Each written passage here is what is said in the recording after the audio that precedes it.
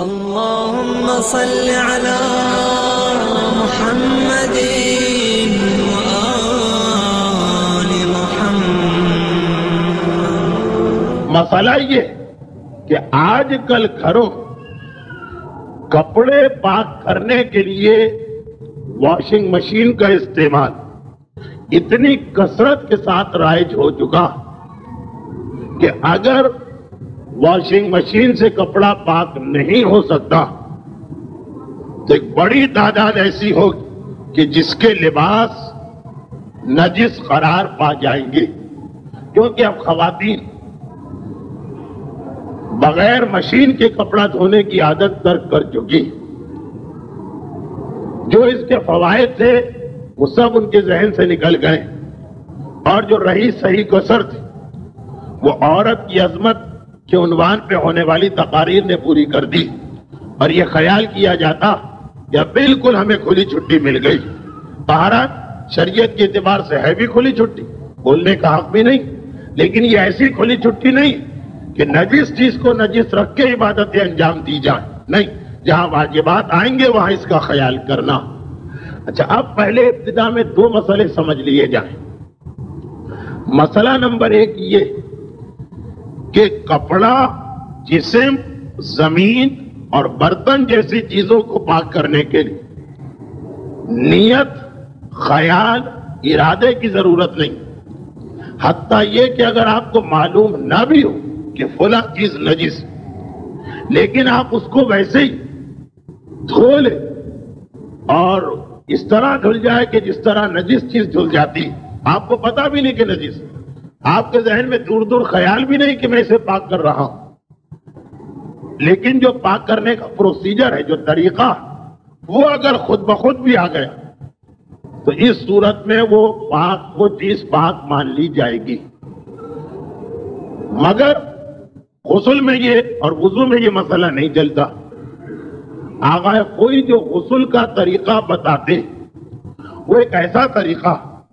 کہ اگر آپ غسل کا ارادہ نہ بھی کریں، عام طور پہ جو آپ گھروں میں نہاتے وہ آٹومیٹک غسل کے طریقے سے ہوتا۔ مثلا ہمیں بالکل نہیں پتا کہ ہم پر غسل واجب، معلوم ہی نہیں، صبح ہم حمام میں نہانے گئے، دفتر جانا ہے، صبح نہا کے جاتے، یا شام کو دفتر سے آئے اور آنے کے بعد نہا رہے،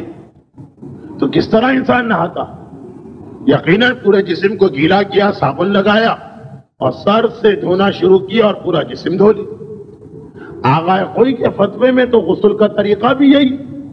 کہ سر و گردن دھوئے، جب یہ دھل گئے تو نچلا جسم دھو لیا۔ تو جو عام طریقے سے ہمارے یہاں غسل کے بغیر نہانے کا طریقہ وہ ایسا ہی طریقہ ہے کہ جس میں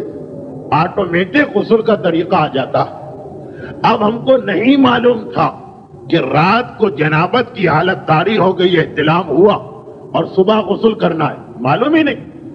اور ہم اپنے روٹین کے مطابق، عادت کے مطابق غسل کر کے میں تو کپڑا اگر دھلے تو اس کو نچوڑنا بھی نہیں، کپڑا آٹومیٹک پاک ہو گئے، خود بخود پاک ہو گئے، ہم نے ہاتھ بھی نہیں لگائے اسے پاک کرنے کے، کسی انسان نے دخل بھی نہیں دیا اور وہ پاک ہو گئے۔ کیونکہ وضو اور غسل جو ہے اس میں طریقے کی اہمیت اتنی نہیں جتنی اہمیت نیت کی۔ جب تک کہ نیت نہ ہو، طریقہ بے شک آپ کا ہو، وضو والا یا غسل والا، وہ بیکار۔ لیکن باقی نجاستیں پاک کرنے، زمین دھونا ہے، برتن پاک کرنا ہے، کپڑا پاک کرنا، اسلام صرف طریقہ چاہتا، بس چاہے نیت ہو، آپ کا ارادہ ہو، آپ کو معلوم ہو نہ معلوم ہو، خود بخود بھی اگر دھل گیا تو اس کو پاک مان لیا جائے گا۔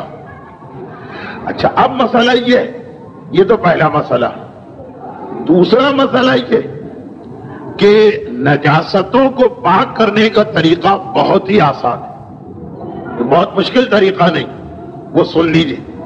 ایک پیشاب کو چھوڑ کر فی الحال میرا موضوع صرف کپڑے کی نجاستیں، میں برتنوں کا مسئلہ نہیں بتا رہا ہوں، میں زمین کا مسئلہ نہیں بتا رہا ہوں۔ کپڑوں کو پاک کرنے کے لیے اگر پیشاب لگا ہو تو ایک الگ مسئلہ، پیشاب نہ ہو تو بہت ہی آسان طریقہ ہے کپڑا پاک کرنے کا۔ وہ یہ ہے کہ کپڑے میں جہاں پہ نجاست ہے مثلاً منی لگی ہے، خون لگا ہے، شراب گر گئی ہے، جہاں بھی نجاست ہے اس نجاست کو دور کریں، اس کے بعد ایک مرتبہ پانی ڈال دیں، نچوڑ دیں، کپڑا پاک۔ بارش کے پانی میں تو نچوڑنا بھی ضروری نہیں، بعض علماء کہتے ہیں جاری پانی میں بھی ضروری نہیں، لیکن بہرحال ہم ابھی اسی پانی کی بات کر رہے ہیں جو ہمارے گھروں میں ہوتا۔ ایک پیشاب چھوڑ دیں، باقی ہر نجاست ایک مرتبہ آپ نجاست دور کریں اور اس کے اوپر پانی ڈال دیں۔ اچھا یہ بھی ضروری نہیں کہ نجاست دور کرنے کے بعد پھر پانی ڈالا جائے، نہیں، اگر آپ ایک مرتبہ اکٹھا ہی مسلسل پانی ڈال رہے ہیں کہ پہلے جو پانی گرا اس سے نجاست چلی گئی اور پھر آپ نے پانی روکا نہیں اور مزید پانی گر گیا، کپڑا خود بخود پاک ہو گیا، صرف ایک دفعہ نچوڑ لیجیے۔ فرض کیجئے کہ ایک لوٹے سے ہم کپڑا پاک کر رہے ہیں، اس پر خون لگا، ہم نے دھار گرانا شروع، آدھا لوٹا گیا تو یہ خون ختم ہو گیا، چلا گیا، ہم نے روکا نہیں ہاتھ، پانی گراتے رہے، مزید پانی گر گیا، یہ پاک ہو گیا۔ تو دنیا کی جتنی نجاستیں ہیں ماں سوائے پیشاب کے، نجاست ہٹا کے ایک مرتبہ پانی اس پہ آ جائے اور نچوڑ لیں، کپڑا پاک ہے۔ پیشاب کے اندر مسئلہ 2 دفعہ کا ہے کہ اگر پیشاب کپڑے پہ لگا تو پانی ڈال کے ایک دفعہ نجاست ہٹائیے، اس کے بعد 2 دفعہ پانی ڈال کے 2 دفعہ پاک کرنا۔ اس 2 دفعہ میں بھی پہلی دفعہ جو ہے پہلا وہ تو آپ جو پیشاب ہٹانے کے لیے پانی ڈالیں اسی کو کنٹینیو جاری کر کے اس کو پہلی دفعہ سمجھ سکتے ہیں۔ جیسے اس کپڑے کے اوپر پیشاب لگ گیا، دودھ پیتے بچے کا پیشاب تو کل گزر گیا، اس سے بڑا بچہ ہے یا بڑا آدمی پیشاب لگ گیا، ہم نے اس پر پانی ڈالا، تھوڑا پانی گرا، پیشاب ختم ہو گیا، ہم نے پانی جاری رکھا اور پھر ہاتھ روک لیا، ایک دفعہ دھل گیا یہ کپڑا۔ یعنی جس پانی سے آپ نجاست دور کریں اسی پانی کو اگر تھوڑا اور بڑھا دیں بغیر ہاتھ روکے وہ ایک دفعہ ہو گیا، نچوڑا کپڑا، ایک مرتبہ اور پانی ڈالا پھر نچوڑا، کپڑا پاک۔ بہت ہی آسان طریقہ۔ تو باقی دنیا کی ہر نجاست ایسی، یہ ایک چیز ذہن نشین اگر ہو گئی تو ایک بات اور بتا دوں کہ یہ جو میں نے کہا کہ ہر نجاست پاک کرنے میں پہلے نجاست ہٹائیے پھر ایک دفعہ پانی ڈالیں، وہ چاہے مسلسل ہی جاری رہے۔ پیشاب میں نجاست ہٹا کے 2 مرتبہ پانی ڈالیں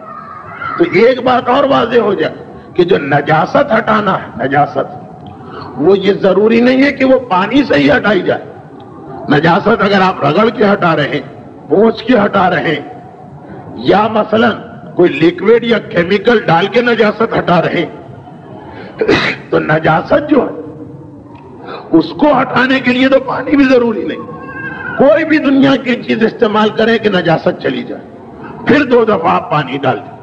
اب یہ 3 باتیں ذہن میں آ گئی اور اب آپ اپنے گھروں کو دیکھ لیجیے۔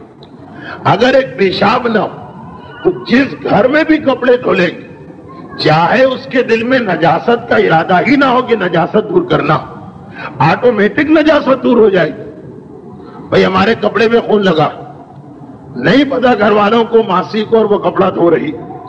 کس طرح دھوئی؟ ایک مرتبہ صابن یا سرف کے پانی سے کپڑے کو گیلا کرے گی، اس میں نجاست چلی گئی،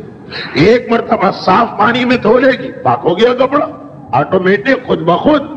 بغیر کوئی نیت کے ہوئے کپڑا پاک ہو گیا۔ کیونکہ پیشاب کے علاوہ ہر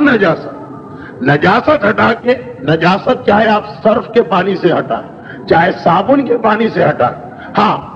جو پاک کرنا ہے وہ خالص پانی ہونا چاہیے۔ تو کوئی گھرانہ بھی ایسا نہیں کہ جہاں پہ ایک دفعہ صابن یا سرف لگانے کے بعد پھر خالص پانی استعمال نہ ہو۔ اچھا چاہے وہ جو دوسرا پانی آپ استعمال کر رہے ہیں تھوڑا تھوڑا سرف یا صابن کا رنگ یا ذائقہ اس پانی میں آ بھی جائے کوئی بات نہیں، پاک ہو جائے گا۔ اور بلکہ جہاں پہ یہ طریقہ کہ سرف سے کپڑا دھونے کے بعد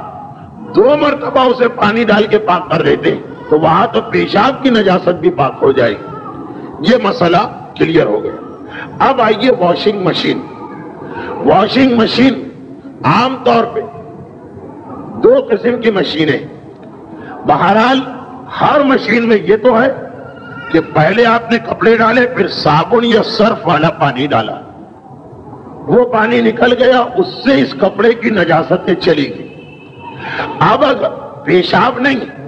تو ایک مرتبہ اور صاف پانی ڈالے، کپڑا پاک، تو ہر مشین کے اندر ایک مرتبہ صابن یا سرف لگانے کے بعد اب ایک اور دفعہ دوسرا صاف پانی تو ڈالنا ہوگا، چاہے مشین میں ڈالیں یا دوسری مرتبہ نل کے نیچے دھو لیں۔ بہرحال ایک مرتبہ صابن اور سرف کی وجہ سے نجاست گئی،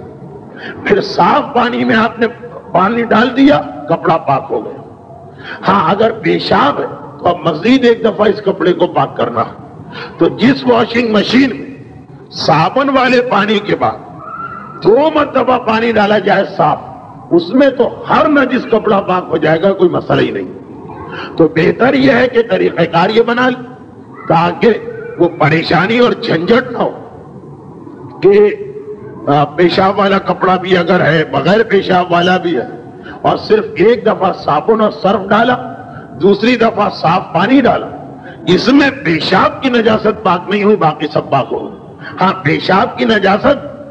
آدھی سے زیادہ ختم ہو گئی، اب اگر ایک دفعہ آپ اس کے اندر اور پانی ڈالیں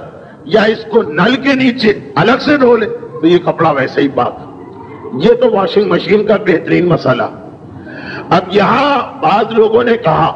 جو اصل اعتراض آیا وہ یہ کہ کپڑے کو پاک کرتے وقت اس طرح سے پانی ڈالنا چاہیے کہ پانی بہتا ہوا چلا جائے، کیونکہ اگر پانی جمع ہے اور اس میں کپڑا پڑا تو وہ تو سارا پانی خود نجس ہو جائے گا۔ یہ بعض لوگوں نے ایک اعتراض کیا، جو سب لوگ نہیں سمجھے ہوں گے۔ اعتراض کرنے والے کہہ رہے ہیں کہ اگر پانی قلیل ہے تو وہ تو نجاست سے ملتے ہی نجس ہو جاتا، اب اگر ہم واشنگ مشین میں کپڑے پاک کر رہے ہیں تو اس میں ایسا تو نہیں ہے جیسا نل میں ہے۔ نل میں کیا کہ آپ نے نجس کپڑے کو نل کے نیچے رکھا، پانی گرتا گیا آگے، گرتا گیا آگے، گرتا گیا آگے جاری۔ کہہ رہے وہ لوگ کہتے ہیں کہ جی نہیں، واشنگ مشین میں تو پانی جمع ہوگا پہلے، پھر مشین اس کو ہلائے گی۔ تو اب یہ جو کپڑا، نجس کپڑا، جب اس کے چاروں طرف پانی جمع ہو گیا تو وہ تو پانی نجس ہو گیا، وہ کپڑے کو کیا پاک کرے گا، وہ تو خود نجس ہے۔ ان کے خیال میں پاک وہ پانی کرتا ہے جو بہتا جائے، جمع نہ ہو۔ اگرچہ میں نے اس وقت بھی کہا کہ یہ خیال غلط ہے، لیکن بہرحال شک ڈال دیا لوگوں نے تو آغا خوئی سے رجوع کیا گیا۔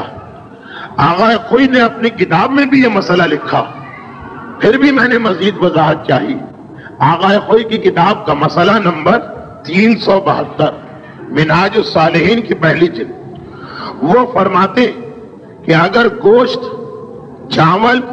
اور دال جیسی چیزیں نجس ہو جائیں تو اسے پاک کرنے کا ایک یہ طریقہ کہ آپ کسی تشت میں، تشت کا مطلب بالٹی جیسی چیز نہ ہو بلکہ جیسے کاسا ہوتا ہے، تسلا ہوتا، چوڑا برتن، کھلا برتن، اس میں اس کو رکھ دیں اور اس کے بعد اس کے اوپر اتنا پانی ڈالیں کہ وہ چاروں طرف سے نجس چیز کو گھیرے میں لے لیں۔ چاول پورے ڈوب گئے پانی میں، دال پوری ڈوب گئی پانی میں اگر یہ نجس ہے۔ اس کے بعد پانی کو پھینک دیں باہر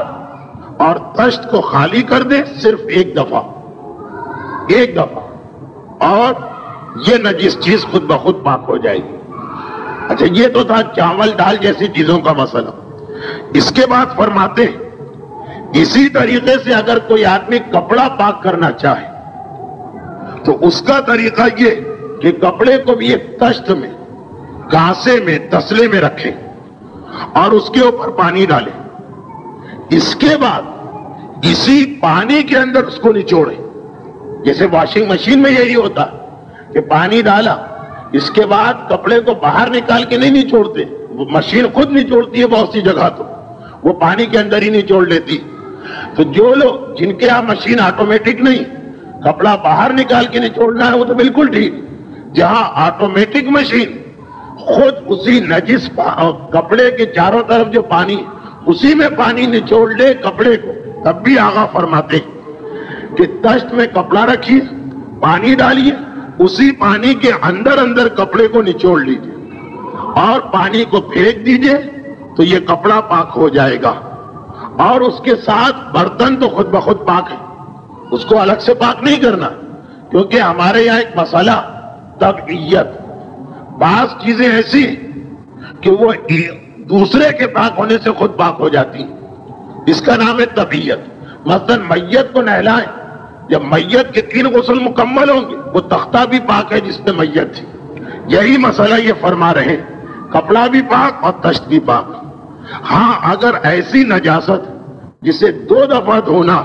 جیسے پیشاب، تو فرماتے ہیں کہ اسی طریقے سے ایک اور مرتبہ دھو لیجیے، یعنی تشت میں کپڑا رکھیے، پانی ڈالیے، اسی پانی کے اندر کپڑے کو نچوڑیے، پانی کو باہر پھینک دیجیے اور یہ بالکل پاک ہو گیا۔ یہ آغا کوئی نے ایک مسئلہ طریقہ کار بتایا تشت کے بارے میں، تسلے کے بارے میں، کانسے کے بارے میں۔ اب میں نے آغا کوئی کو اسی مسئلے کے حوالے سے لکھا کہ آپ کی کتاب میں جو مسئلہ نمبر 472 ہے، جس میں آپ نے تشت کے ذریعے یعنی کانسے اور تسلے کے ذریعے پاک کرنے کا طریقہ بتایا، آج کل جو واشنگ مشینیں استعمال ہو رہی کیا اس میں بھی یہی طریقہ چلے گا؟ آغا فرماتے ہیں بھلے حکم تشت را دارت، جتنی بھی مشینیں ان کا وہی حکم ہے جو تشت کا حکم ہے، اور جو میری کتاب میں تشت کا طریقہ لکھا اسی طریقے سے لباس اور مشین دونوں پاک ہو جاتے ہیں۔ تو یہ سارا مسئلہ یہاں کے مکمل ہو گئے کہ واشنگ مشین کے بارے میں آغا کوئی کی مکمل وضاحت آ گئی کہ وہ بالکل پاک کر دینے والی ہے نجاستوں کپڑے کو، اور اس میں کسی قسم کا کوئی اشکال نہیں۔ اللہ جل اللہ جل یا مولا، اللہ جل اللہ جل اللہ جل اللہ جل ماسٹر، اللہ جل اللہ جل اللہ جل یا صاحب السماء، اللہ جل اللہ جل اللہ جل